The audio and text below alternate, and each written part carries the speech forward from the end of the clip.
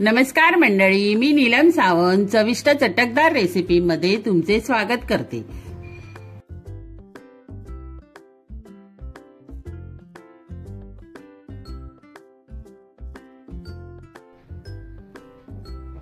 आज आपण पाहणार आहोत अळीव आणि जवसाचे लाडू। आता बघा मी त्याच्यासाठी काय काय साहित्य घेतले ते सांगते। हे हलीम आहेत, हे अळीव आहेत, त्याला हलीम पण म्हणतात। बघा कसं जवळ कॅमेरा करून दाखवते तुम्हाला कसं आहे ते। आणि हे जवस आहे, ह्याला आळशी म्हणतात। कोण कोण ह्याला आळशी पण म्हणतात। हे एक वाटी मोठी वाटी हलीम घेतले आणि हे आळशी छोटी वाटी घेतली। खारीक पावडर, डिंक, काजू बदाम आणि हे मिक्स ड्रायफ्रुट्स तुमच्या आवडीप्रमाणे तुम्ही घेऊ शकता। हे मखाने घेतले, खोबरं, सुकं खोबरं, गूळ, तूप आणि वेलची पावडर। आता हे हलीम आहेत ना, हे मी चांगले भाजून घेणार आहे आणि हे दोन्ही भाजून घेणार चांगले मंद आचेवर आणि त्याची पूड करणार आहे। मिक्स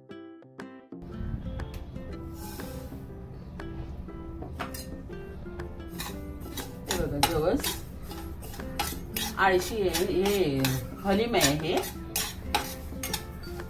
हे असं मंद आचेवरती खरपूस असं भाजून घ्यायचं चांगलं। जास्त फास्ट नाही करायचा गॅस, नाही तर मग ते करपले तर कडवट लागतील लाडू।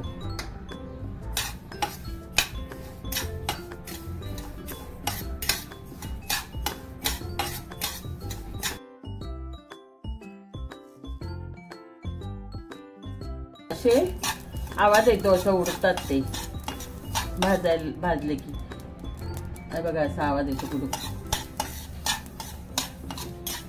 की आपण समजायचं की भाजून झाले आणि छान वास पण सुटलाय। बघा जवस भाजून घ्यायचे, जवस पण असेच भाजायच्या मंद आचेवर।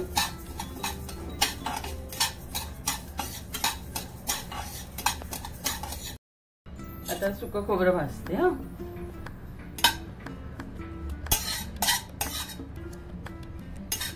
हे पण मंद आचेवर चांगलं असं तांबूस होईपर्यंत जरा भाजायचं।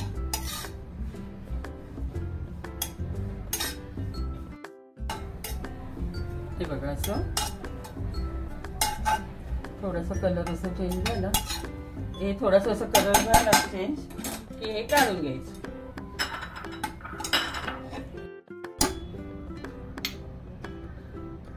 आता मी 2 चमचे तूप टाकते।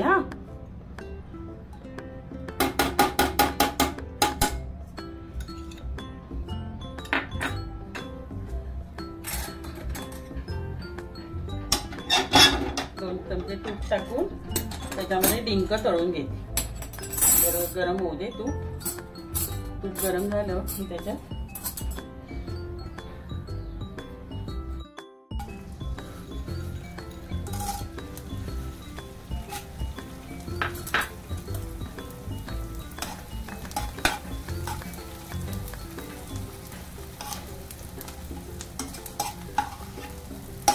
असं फुलवून घ्यायचं डिंक चांगला तुपावर।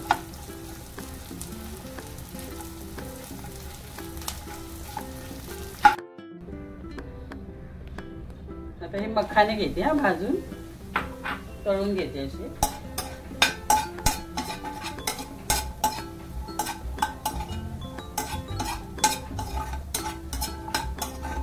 चांगले कुरकुरीत करून घ्यायचे हे पण मखाने।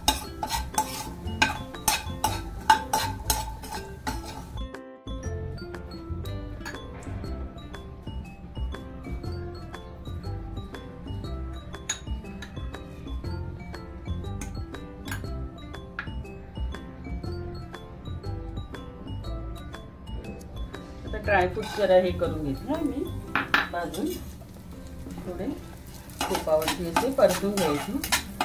तसे क्रिस्पी होतात ना, जरा असे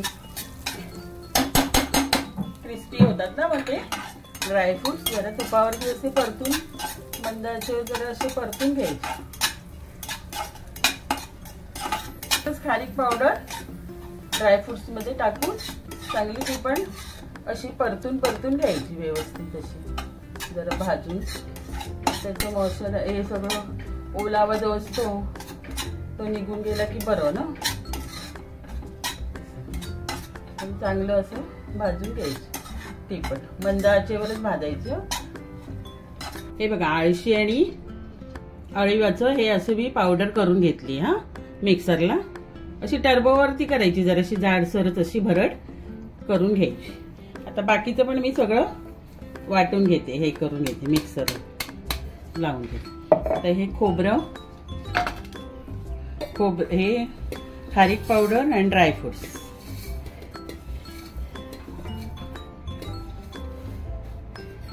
हे सगळं वाटून घेते. हे जरासं मी ठेवते जरा दाताखाली यायसाठी, म्हणजे जरा बरं वाटतं ना, म्हणून ते थोडंसं मी बाजूला ठेवते. खोबरं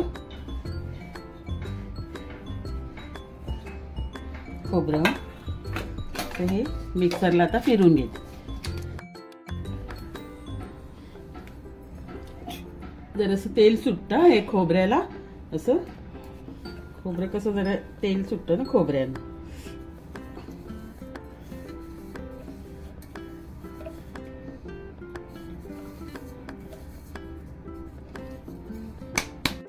आता हे मखाने हे करून घेतले होते ते टाकते, ते पण मिक्सरला हे फिरवून घेते. डिंक असं हाताने चुरून घेतलाय, तरी पण थोडा मिक्सरला मी असं हे करून घेते, थोडं फिरवून घेते. हा थोडंसं जरासं बाजूला हे पण आता वाटून घेतलं. हा खारीक, मखाने आणि डिंक.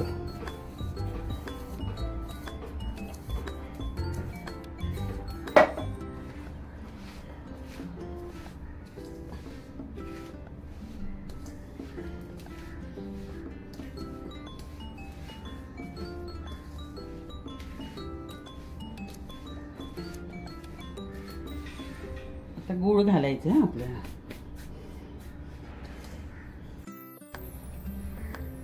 आता बघा, याच्यामध्ये तूप गरम करते थोडं, याच्यामध्ये गूळ थोडा वितळून घ्यायचा, पाक नाही करायचा, फक्त वितळून घ्यायचं गूळ.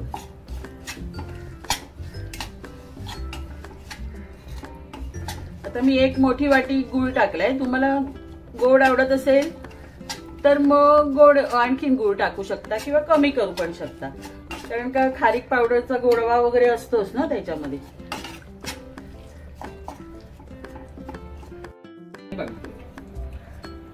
हा असं एवढं वितळून फक्त घ्यायचा आणि गॅस बंद करून टाकायचा.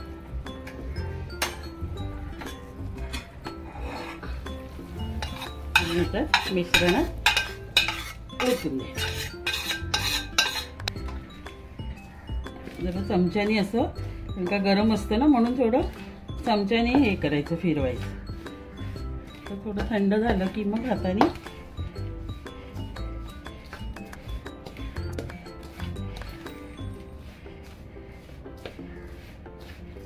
हे करून घ्यायचं. हाताने मग व्यवस्थित एकजीव करून घ्यायचं. हे लाडू खूप पौष्टिक, बाळंत बाईला दिले तर तिला दूध वगैरे चांगलं येतं. परत आपल्याला पण आपल्या हाडांसाठी वगैरे हे चांगलं, म्हणून हे थंडीतून एरवी पण तुम्ही खाल्ले तरी चालतील, पण थंडीत तर आवर्जून खा.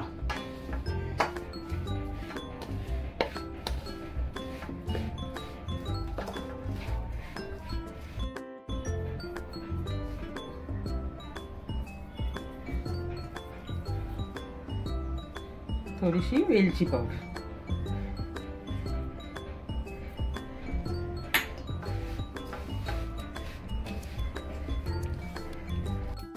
आता हे मी बाजूला ठेवलं होतं ना खोबरं आणि खारीक पावडर आणि हे ड्रायफ्रुट्सचं, ते जरा टाकते, कारण का हे जरा दाताखाली आलं की जरा बरं वाटतं ना, म्हणून हे जरा वाटून नाही, थोडं थोडं आपलं बाजूला काढून ठेवायचं असं, म्हणजे कसं थोडंसं दाताखाली आलं की बरं वाटतं ना खायला, म्हणून हे करून घ्यायचं. आणि आता हे मिक्स करून व्यवस्थित लाडू बांधून आपले घ्यायचे.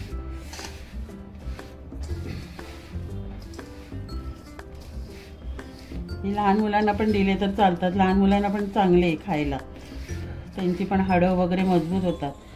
वयस्कर माणसाने तर खावेच.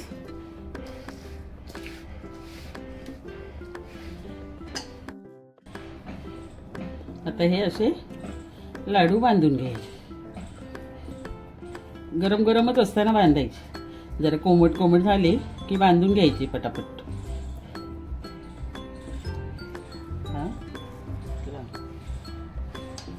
जवसाचा आणि जवस आणि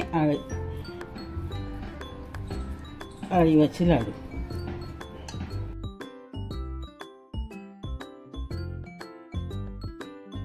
ही रेसिपी जर तुम्हाला आवडली असेल तर ह्या रेसिपीला लाईक करा आणि इतरांबरोबर शेअर करा. आणि अशाच नवनवीन रेसिपी पाहण्यासाठी माझ्या चॅनलला सबस्क्राईब करा. थँक्यू.